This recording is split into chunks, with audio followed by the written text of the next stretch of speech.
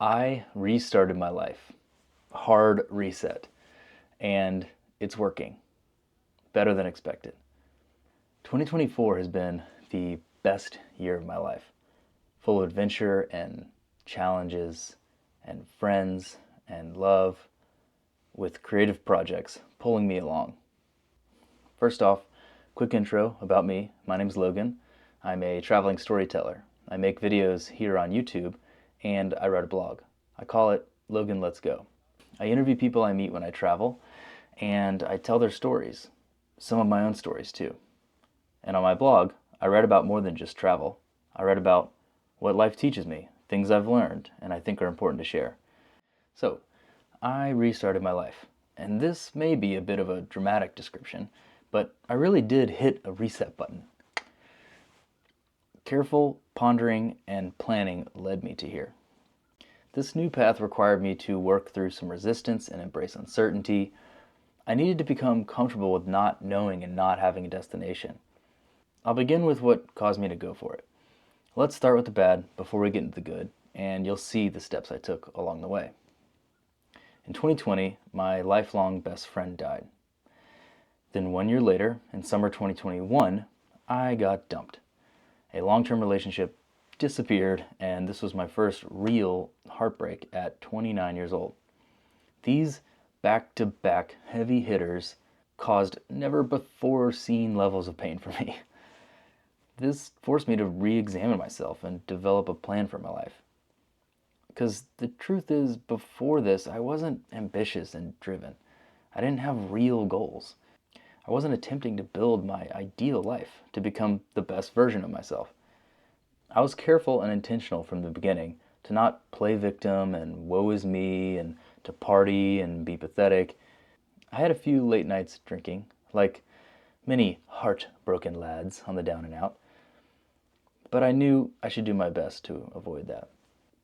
Taking care of my health with exercise and lifting weights and eating well, these were already strong habits for me, but I dove even deeper into that. I knew that the ceiling of my mental health and my clarity, my potential, would be limited without a good foundation of a physically fit body. This is where we get to step one, honesty with myself. Would I become the best version of myself by choosing difficult problems to solve? What helped me most with this was reading and writing. I'd read to learn perspectives I'd never considered and to learn how other people dealt with their struggles. I'd write to make sense of my thoughts racing in my head. Writing has turned out to be a fantastic tool. I think we like to assume that we can just figure it all out in our head, but I believe that writing is a great tool to organize your thoughts. It makes sense of all the clutter. Just thinking is not enough. You might find out what you think you want is not what you really want, or that tricky problem actually has a simple solution. What would this look like if it were easy? Write it out. I ask myself, what are my shortcomings? What are things I can improve? And what are my strengths? What am I good at? If it gives me energy, keep doing it. If it drains me, stop and switch it up. Honesty with myself. Not what does anyone else think I should be doing, but what is it that I know I can do and I'm capable of? What gives me energy? Months had passed since those initial losses, the catalysts for change. Things were looking up. I was starting to find my groove, but then came a third heavy hitter, work burnout in 2023. Totally new to me, this intense, mood-altering burnout. I'd never experienced it before. I'm usually chill and relaxed at work, even-keeled in a stressful, fast-paced environment working on television shoots. But I started to become overly emotional. Little things that were outside of my control that I dealt with for years started to dig at me. Anger, frustration. This was not me. I did not feel like myself. I'd always thought that work burnout was kind of a casual term thrown around loosely. I understood then how heavy it could be. So I embraced it, I accepted it for what it was, and I kept working. But eventually I knew I needed a break. A big one. And when I take breaks, I travel. It's not for everybody, but that's what I do. That's what works for me. I've always been a traveler, having road tripped around most of the US in my 20s. But I never left the country for an extended period of time. I had no plans or itinerary, just one little backpack, and I went to Europe for 3 months. It was incredible, the time of my life. I loved it. I visited 10 countries, made tons of friends, and learned about the world outside of my little bubble in the States. Then I came back home to Tennessee, and I went right back to work. Well, there's burnout again, immediately upon arrival. While the break was necessary, I quickly learned that I needed new work, new good work. I didn't know where or how to begin. So at this point, it's January 2024. I just got back from Europe, and my brilliant plan, my genius plan at the time, was to work for 8 more months with work burnout. 2 months in, I went to Las Vegas, and not to party and gamble, but for a workshop event where I met with a small group. And we discuss a project or goals we're working on, and we help each other develop a plan. Just before boarding my flight to Vegas, I got an unexpected call. I lost my job, totally blindsided, without much explanation. In Vegas, the leader of our group, Tynan, he said to me, "It's no secret when you're halfway out the door. People can tell.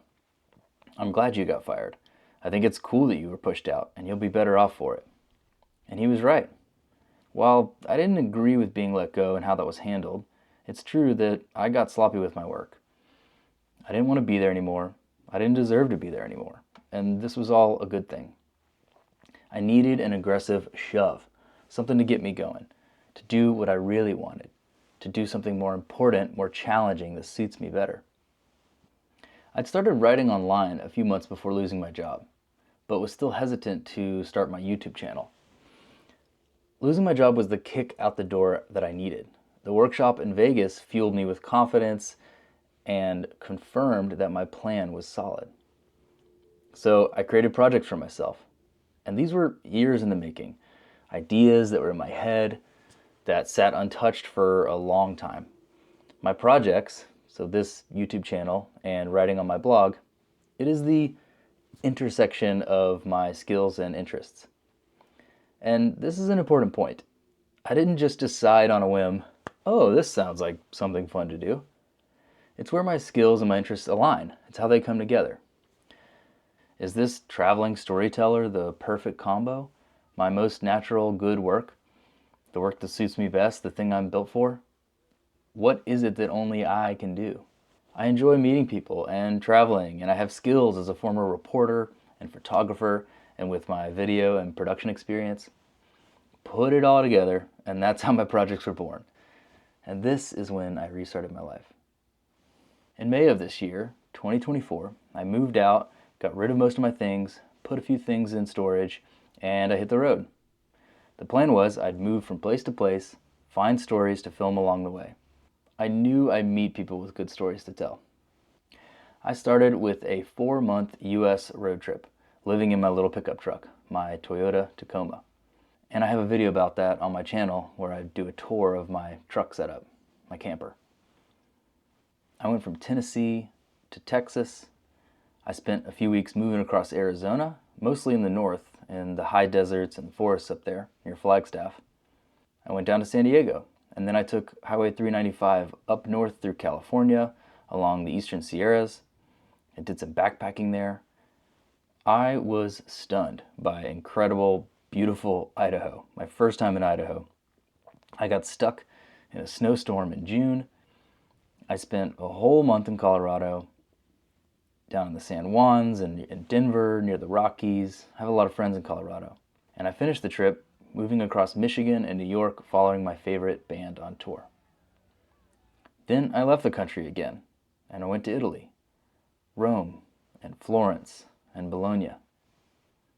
I went to Scotland, a week in Edinburgh, my second time there, one of my favorite cities, and a trip through the Scottish Highlands and Isle of Skye. And most recently, Guatemala, my first visit to Central America, a gym immersed in the Mayan culture, a high-elevation tropical and mountainous region with one of the world's most beautiful lakes, surrounded by volcanoes. I met friends in some of these places that I traveled to this year, but I was mostly solo, making new friends. I was looking for good stories to tell, and sharing a new one every week. Oh yeah, I met an amazing woman. We met in Spain last year at a bus stop, and then we reconnected this summer. Y'all, I've never been in a relationship that felt so right, so effortless. And this might be cliche, but it is damn true. My heart is full, and I believe that I only attracted her because I became the best version of myself. Or at least I'm starting to. After putting my blog on hold to get my YouTube off the ground for months, I made a switch. I started writing again. I built a new personal website. And now I've found a balance between the two, writing online and sharing my videos. These are my two things. So what am I getting at? Well, this regular output of creative work is a challenge that's fun and rewarding. The stories I tell, they matter, they help people, they inspire people, they're informative and they're unique. But most importantly, I do it for me. I do it because I need that work. I enjoy it. It gives me direction. I was extremely honest with myself and my intentions. I picked projects and long-term travel because this is what I truly wanted, not what anyone else expected of me.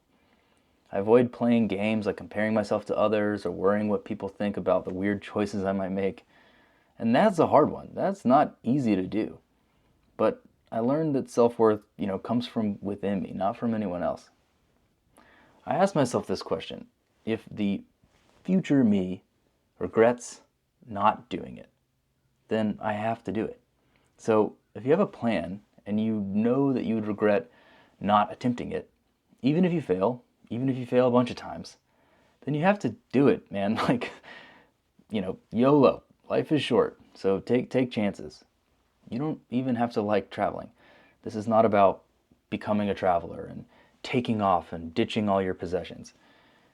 You don't have to have a lot of money and use up your savings like I'm doing either.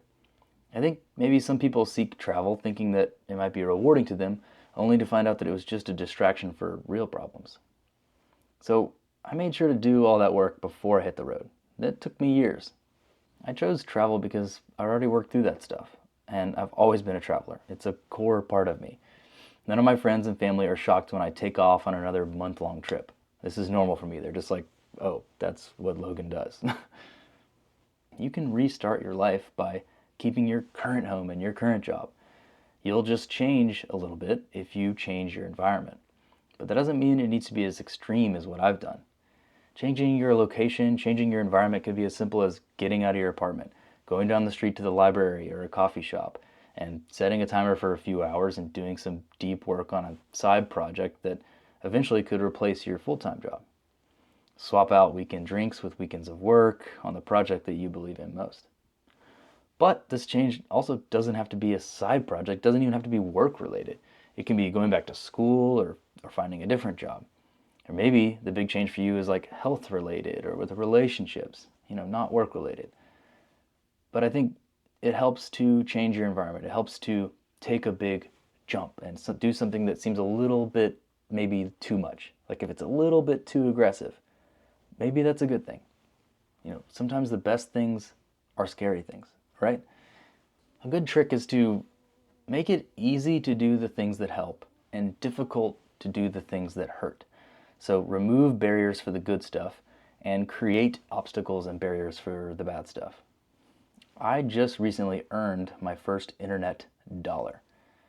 And it ain't much. It's certainly not enough to live on, but it's a good start, and it feels really good too. I think of my projects like this. This is just a test. So make 100 videos, write 100 blog posts. Whatever is the thing you want to make or do it 100 times.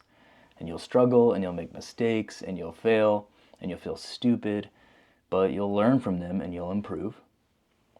And that fear of failure, it's just paralyzing. You have to ignore it, right? It's a trick. Like everyone who's ever built anything great has failed many times. It's unavoidable. It's just a part of the process for making cool stuff and building something great. If I make a mistake, I might be frustrated at first, but then I'll laugh about it. I'll learn from it. I trust my plan, and if I feel doubtful or discouraged, I might pray about it. I'll write about it. I'll go for a run. I'll pick up some weights. I'll call a friend. pick up my kettlebells.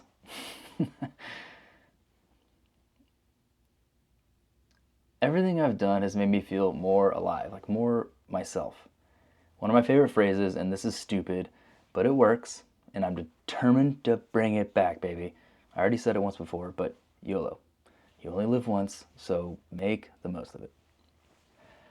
7 months later, after moving out in May, it's now just before Christmas.